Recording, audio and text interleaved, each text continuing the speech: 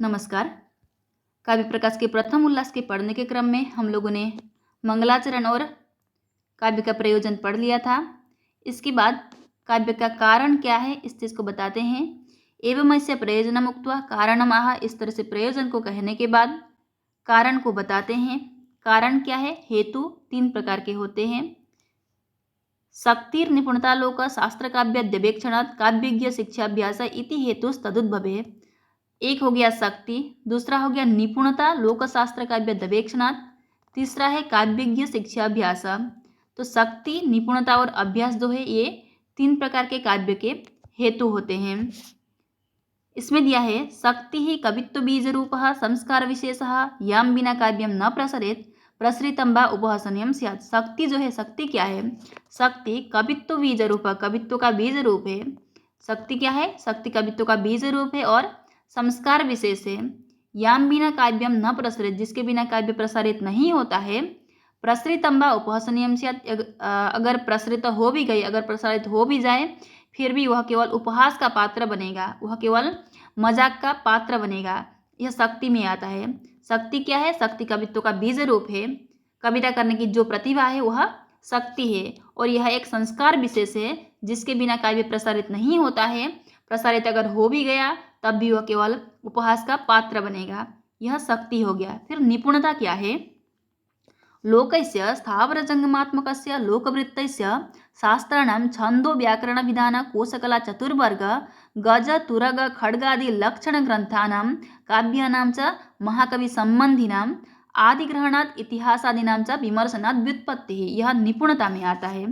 अब दिया है लोकस्य स्थावर जंगमात्मकस्य, लोक अर्थात स्थावर जंगमात्मक, स्थावर अर्थात जो चीज़ें खड़ी रहती है और जंगम अर्थात जो चीज़ें चलती है।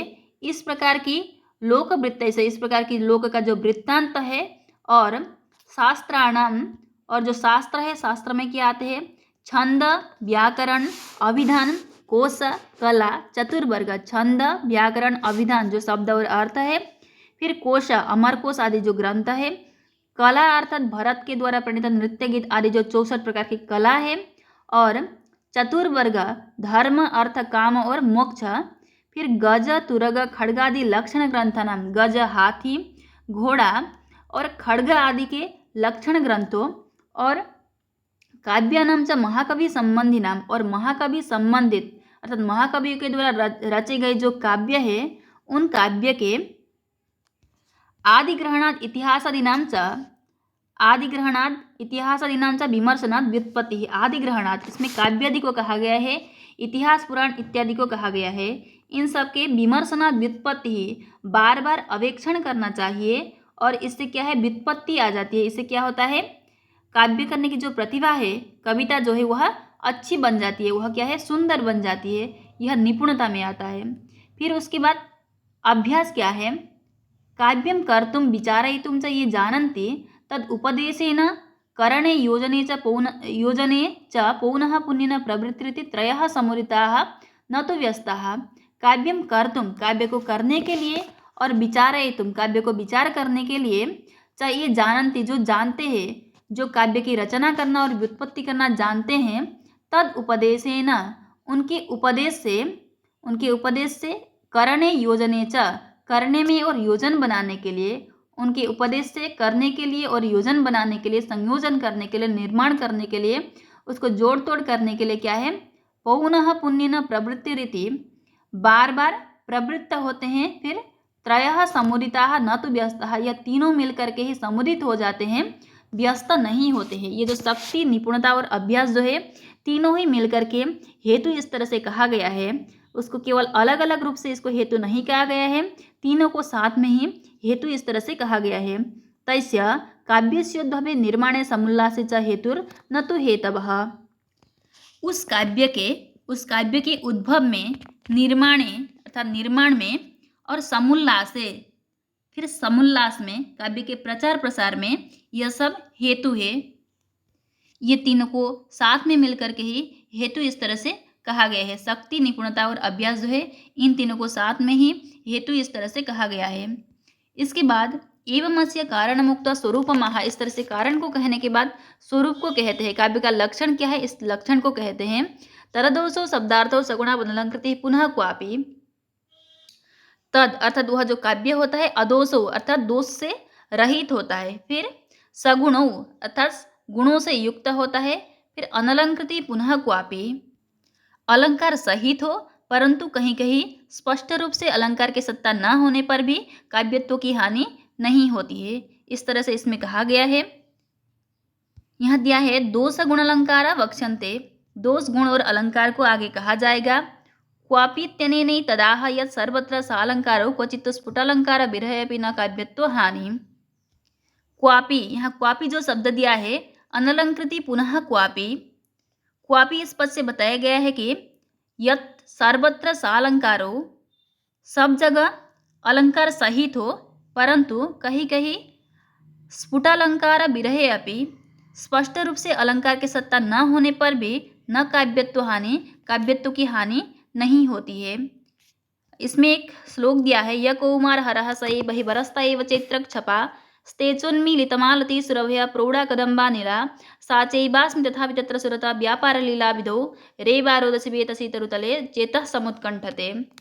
अब दिया है यह कौमार हरः, यह अर्थात जो कौमार हरः, कौमार या हरण करने वाला है, स एव ही बर, वही क्या है, बर है, वही प्रिय है। कौमार्य को हरण करने वाला वही बर है। ता एव चैत्रक छपा, वही चैत्र की रातें है। वही कौमार्य का हरण करने वाला है, वही प्रिय है और वही क्या है, चैत्र की रातें है। तेजोन्मीलितमालती सुरभया प्रौढ़ा कदम्बा नीला, वही उन्मीलित, वही क्या है, उन्मीलित अर्थात खिली हुई, वही खिली हुई मालती सुरभया, मालती की सुगंध भी वही है, मालती की सुगंध भी वही है। प्रौढ़ा कदम्बा नीला, प्रौढ़ा अर्थात रति की उद्दीप्त करने वाली कदम्ब, कदम्ब का अनिल, कदम्ब का अनिल अर्थात कदम्ब की जो हवाएं है, हवाएं भी वही है। सा चैवास्मि तथापि तत्र सुरता व्यापार लीला विधौ, सा चैवास्मि, मैं भी वही हूँ, सा चैवास्मि, मैं भी वही हूँ। तथापि तत्र सुरता व्यापार लीला विधौ, तथापि फिर भी सुरता व्यापार लीला विधौ, उस रति व्यापार की लीला विधि में रेवा रोधसी बेतसी तरुतले, रेबा रोधसी नर्मदा के तट पर, बेतसी तरुतले अशोक वृक्ष के तरुतले, अशोक वृक्ष के नीचे, चेतः समुत्कंठते, चित्त जो है वह समुत्कंठित हो गया है, चित्त जो है समुत्कंठित हो गया है। तो इसमें क्या दिया है, यहाँ कोई भी स्पष्ट रूप से अलंकार नहीं दिया है। अत्र स्फुटो न कश्चित् अलंकार, यहाँ स्पष्ट रूप से कोई भी अलंकार नहीं दिया है। रसस्य च प्राधान्यान्य अलंकारता, इसमें क्या है, रस का प्रधानता है। रस क्या है, यहाँ विप्रलंबा श्रृंगार रस है। रस के प्रधानता होने के कारण इसमें रसवत इत्यादि को भी अलंकार नहीं कहा गया है। तो यह जो श्लोक दिया है इसमें स्पष्ट रूप से अलंकार नहीं है, फिर भी यहाँ काव्यत्व की हानि नहीं हुई है, इसी चीज़ को यहाँ दर्शाया गया है। इसके बाद दिया है तद्भेदन क्रमेणाः। अब ये तद्भेदम अर्थात वो जो काव्य है, काव्य के भेद जो है क्रमेणाः क्रम से बताया जाएगा। काव्य के 3 प्रकार के भेद होते हैं, उत्तम काव्य, मध्यम काव्य और अधम काव्य। इस तरह से काव्य के 3 प्रकार के भेद होते हैं। इन काव्य के भेद को बताया जाएगा। इदम उत्तमम अतिशयिनी व्यंग्यवाच्य ध्वनिर्बुधै कथितः, जब व्यंग्य अतिशयी होता है, इदम उत्तमम अतिशयिनी, जब अतिशयिनी व्यंग्यवाच्य ध्वनिर्बुधै कथितः, जब व्यंग्य अतिशयी होती है, जब व्यंग्य प्रधान रहता है, वाच्य की अपेक्षा व्यंग्य जब अधिक चमत्कारी हो जाता है तब उसी को उत्तम काव्य इस तरह से कहा गया है। वाच्य की अपेक्षा जब व्यंग्य प्रधान होता है उसी को उत्तम काव्य इस तरह से कहा गया है। अब दिया है इदम इति काव्यम, इदम, इदम पद से यहाँ काव्य का बोध किया गया है।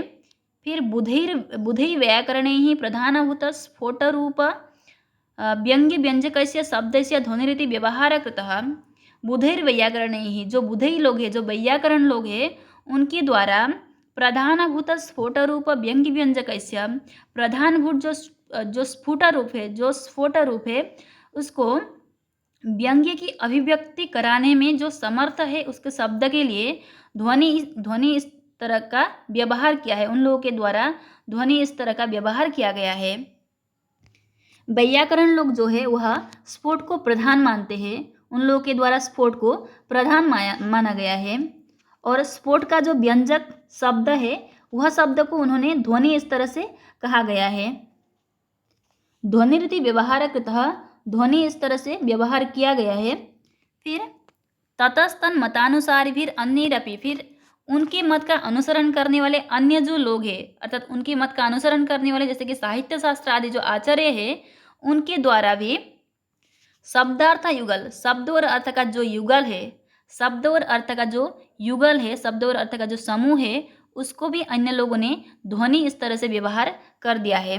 जिस तरह से बुधई लोगों ने व्यवहार किया है, इन्हीं लोगों का अनुसरण करने वाले अन्य जो लोग हैं उन लोगों के द्वारा भी शब्द और अर्थ के जो युगल है, शब्द और अर्थ के समूह को अन्य लोगों ने भी ध्वनि इस तरह से व्यवहार कर दिया है। न्यग्भावित वाच्य, अब इसमें दिया था न्यग्भावित वाच्य व्यंग्य व्यंजन क्षमस्य शब्दार्थ युगलस्य। न्यग्भावित वाच्य जो उतना सुंदर नहीं होता है, ऐसे व्यंग्य को व्यंजन करने में समर्थ सक्षम जो शब्द और अर्थ है, शब्द और अर्थ का जो युगल है उसी को ध्वनि इस तरह से कहा गया है। इसके लिए यहाँ एक श्लोक दिया है, इसका उदाहरण दिया है। निःशेष चिरचंदनम स्तनतटम निमृष्टरागोधरो नेत्रे दूरमनंजने पुलकिता तन्वी तवेयम तनु मिथ्यावाद निदूति बांधवजनस्य अज्ञात पीड़ागमे बापिम स्नातुमितो गतास्य न पुनस्तस्याधमस्यांतिकम। यह जो है उत्तम काव्य का उदाहरण है। इसमें क्या होता है, कोई नायिका है, उस नायिका की एक दूती रहती है। नायिका ने दूती को नायक के पास भेजा था ताकि ये दूती नायक को नायिका के पास लेकर के जाए, पर यह जो दूती रहती है, दूती ने नायिका के साथ स्वयं, नायक जो है नायक के साथ स्वयं ही रमण कर लिया था। तो नायिका जो है इस बात को समझ गई थी, पर नायिका जो है उस दूती पर व्यंग्य बाण चला रही है। वो कह रही है कि मैंने तुमको भेजा था नायक को बुलाने के लिए, पर तुम नहाने चली गई हो। इस तरह से वह व्यंग्य बाण चलाती है। निःशेष चिरचंदनम स्तनतटम निमृष्ट रागोधरो, निःशेष चिरचंदनम स्तनतटम, स्तन के तट के, स्तन का जो प्रांत भाग है उससे पूरी तरह से चंदन जो है च्युता हो चुका है, पूरी तरह से चंदन जो है हट चुका है, वो भी प्रांत भाग से।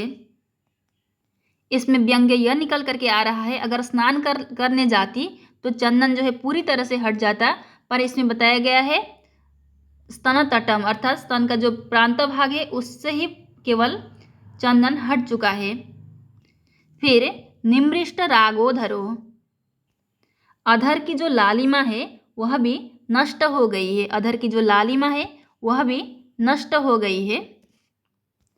फिर नेत्रे दूर मनंजने पुलकिता तन्वी तवेयम तनु, नेत्रे दूर मनंजने, नेत्र से ही क्या है, काजल हट गया है।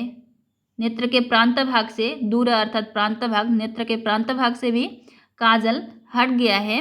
फिर पुलकिता तन्वी तवेयम तनु, और तन्वी अर्थात पतली सी, तनु अर्थात शरीर, तुम्हारा जो शरीर है वह भी पुलकित हो गया है, वह भी रोमांचित हो गया है।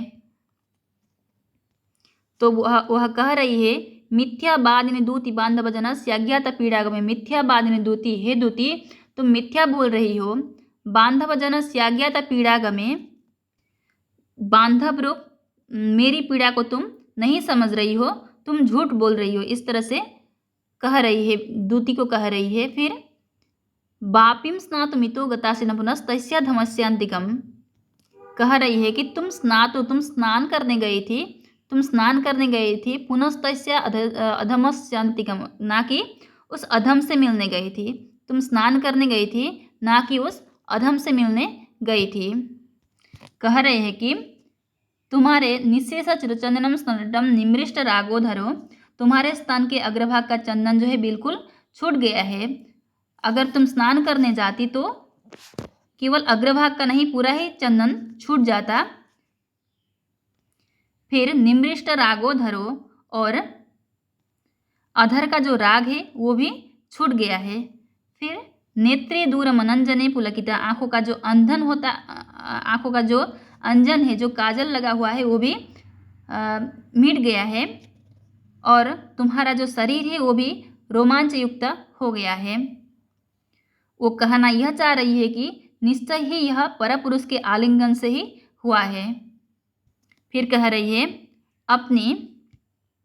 अपनी सखी की पीड़ा को न समझने वाली और है झूठ बोलने वाली और मिथ्यावादिनी झूठ बोलने वाली दूती, तुम नहाने गई थी ना कि उस अधम से मिलने के लिए, ना कि उस अधम नायक से मिलने गई थी। इस तरह से वह व्यंग्य बाण चला रही है। तो इसमें जो है वाच्य से अधिक व्यंग्य चमत्कारी है, वाच्य से अधिक चमत्कारी व्यंग्य हो रहा है, इसलिए इसको उत्तम काव्य का उदाहरण इस तरह से बताया गया है। यहाँ जो है अत्र तदंतिकम एवं रंतुम गतासिति प्राधान्येन अधमपदेन व्यज्यते।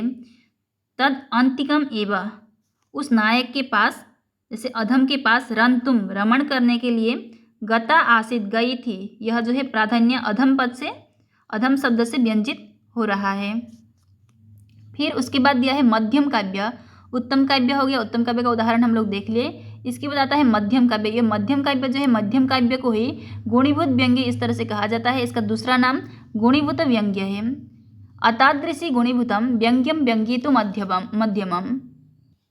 जहाँ वाच्य से अधिक चमत्कारी व्यंग्य हो, जहाँ वाच्य से अधिक चमत्कारी व्यंग्य हो, अगर नहीं भी हो तब भी वाच्य और व्यंग्य जहाँ समान हो, वाच्य से अनतिशायी, जहाँ वाच्य अधिक चमत्कार उत्पन्न कर ले अथवा जहाँ वाच्य और व्यंग्य समान हो, उसी को गुणीभूत व्यंग्य इस तरह से कहा गया है।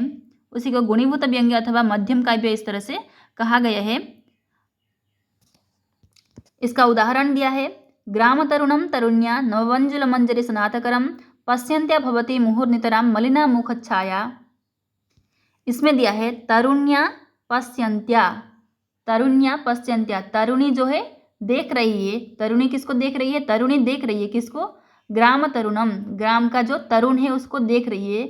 एक गांव में बहुत सारी तरुणी रहती है पर वहाँ केवल एक ही तरुण रहता है, इसलिए तरुण्या पश्यन्त्या, तरुणी देख रही है किसको? तो ग्राम तरुणम, ग्राम का जो तरुण है उसको देख रही है। ये जो तरुणी और तरुण है ये लोग मिलने का एक स्थान बना लिए थे। यह जो बंजुल है, बंजुला उन लोगों का मिलने का स्थान है। बंजुला जो है, बंजुला इन लोगों के मिलने का स्थान है। बंजुला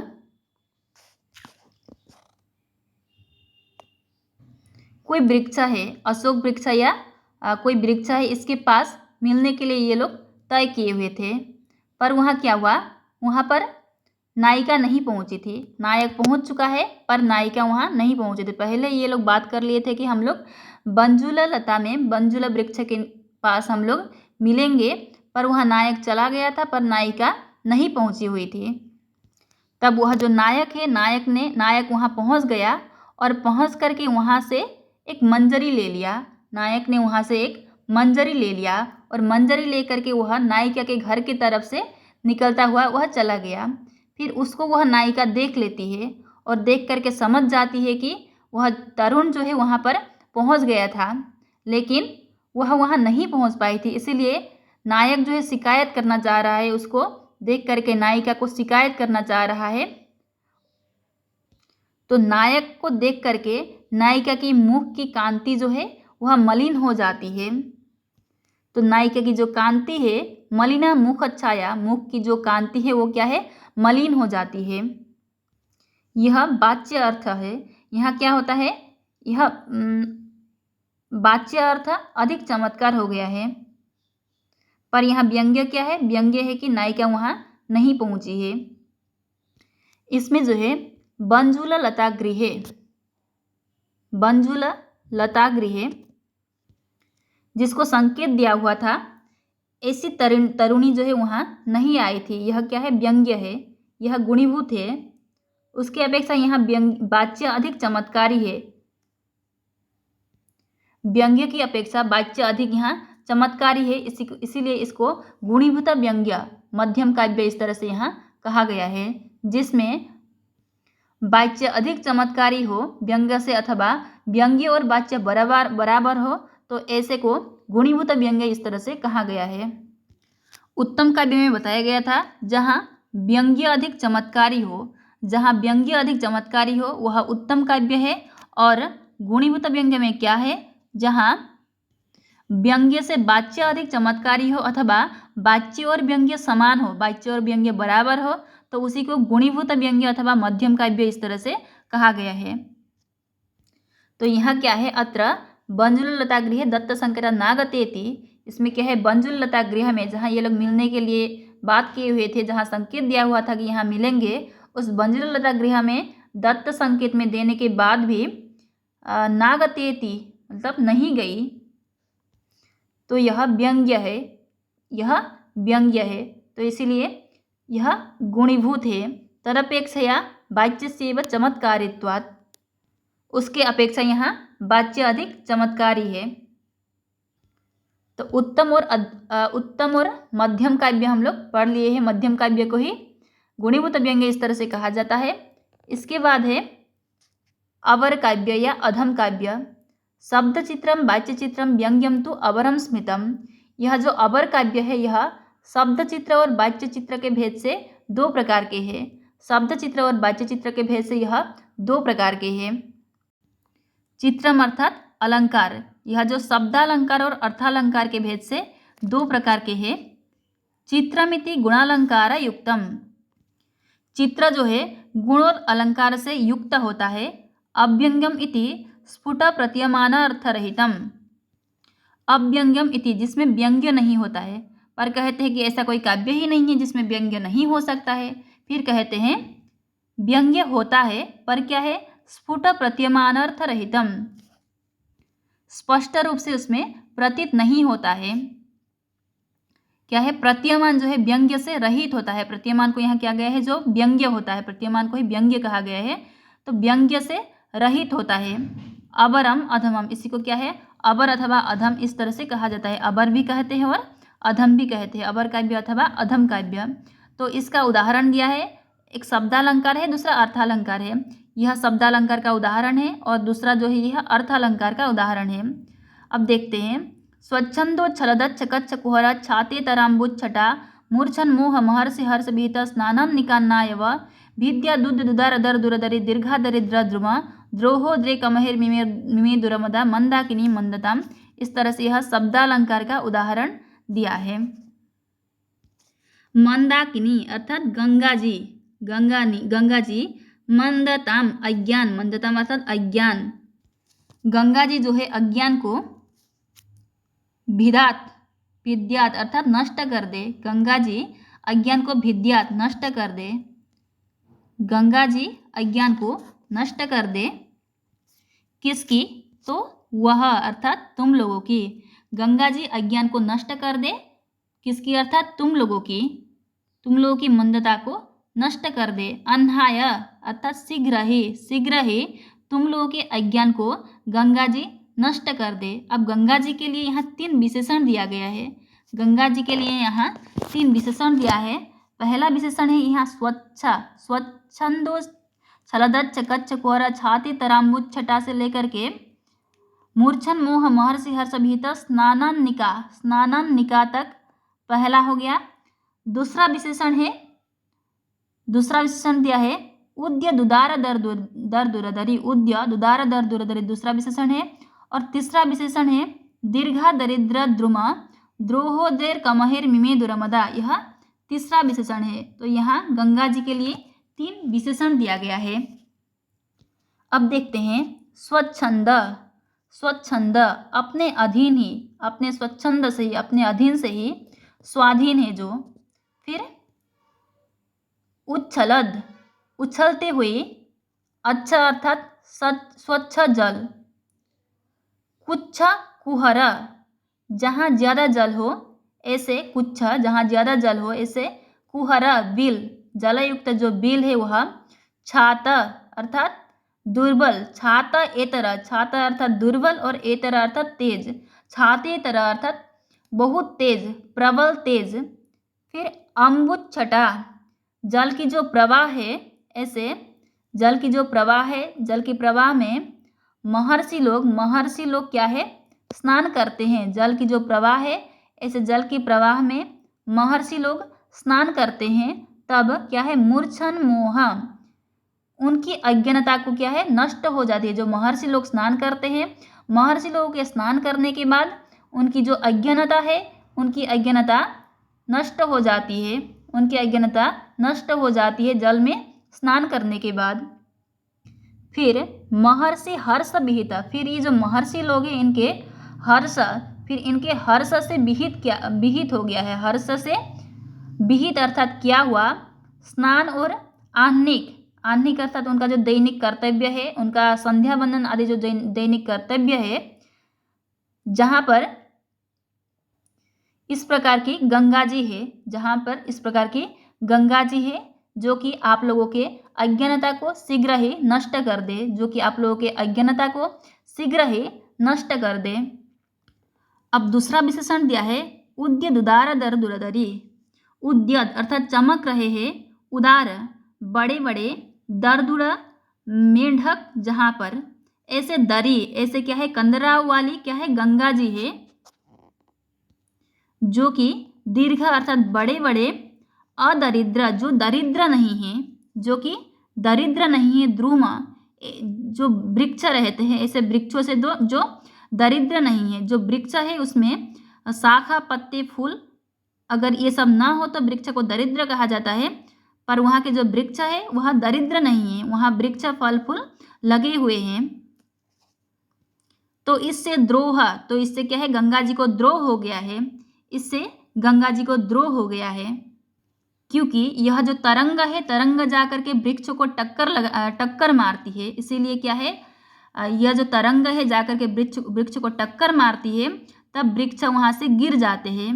उनके गिर जाने के कारण उद्रेक अर्थात उनके गिर जाने के कारण क्या होता है, ऊपर उठती है, क्या ऊपर उठती है, तो